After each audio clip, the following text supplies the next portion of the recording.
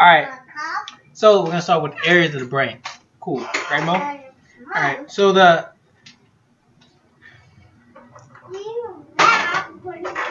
amygdala. So the amygdala, that pretty much is a response and memory of certain emotions, mainly fear. Remember that. It's mostly fear. If you see fear, it's the amygdala. So the cerebellum, pretty much balance and maintaining proper muscle coordination. Pretty much walking and riding. So the cerebral cortex, you got to remember that it's divided into 4 different lobes. Pretty much, the frontal, parietal, temporal, and occipital lobe. And the cerebral cortex is the outermost layer of the brain, and it has like a wrinkly effect. Like, it's pretty wrinkly due to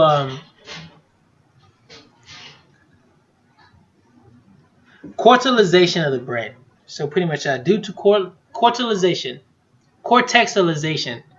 that's why it gets wrinkly.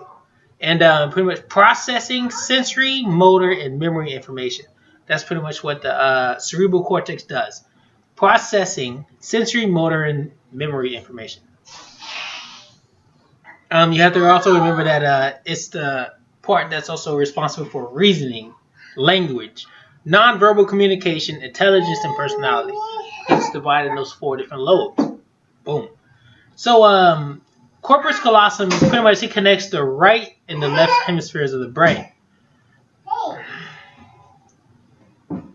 And you also have to remember that with the corpus callosum, Phineas Gage, you gotta remember that he was a railroad worker, and his personality changed after like a spike went through his head and damaged the corpus callosum, and pretty much his personality changed.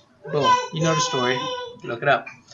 Frontal lobe carries out higher mental functions, pretty much thinking, planning, and decision making. The occipital lobe processes visual information from the eyes. And dick sucking. But mostly visual information from the eyes. The parietal lobe processes sensory information of taste, temperature, and touch. Alright, I'll be there in a minute. This is like really simple. But the temporal lobe processes auditory information from the ears. The pons connect upper and the lower part of the brain. Pretty much it's a message relay system. And REM sleep, REM sleep, and daydreaming may occur in the pons.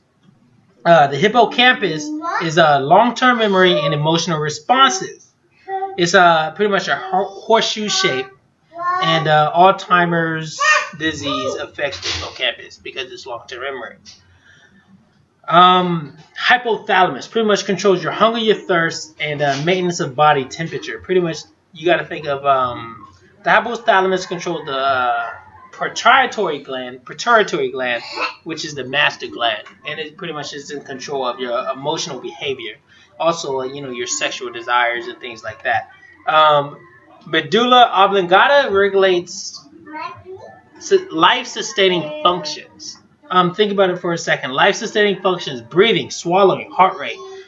Most important part of the brain, the medulla oblongata, is the most important part of the brain. It carries out involuntary body functions. Everything that you don't think about. That medulla oblongata. Yes, the thalamus relays information from sensory receptors to the proper areas of the brain. Pretty much, whether it's information that can be processed from auditory, touch, or taste. Pretty much the thalamus relays the information that you touch, you taste, you feel. It sends it to different parts of the brain. The right hemisphere controls creativity, the artistic thoughts, left side of the body. So pretty much the artistic, creativity part of the brain, which is your right hemisphere of the brain.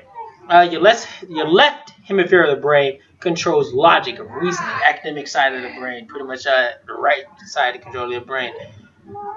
Also with the thalamus. With the thalamus, it's like I said, it just like pretty much controls where the information is sent to your brain, so that specific part of the brain can interpret that information. Good to go. All right, so that's different parts of the brain. Boom.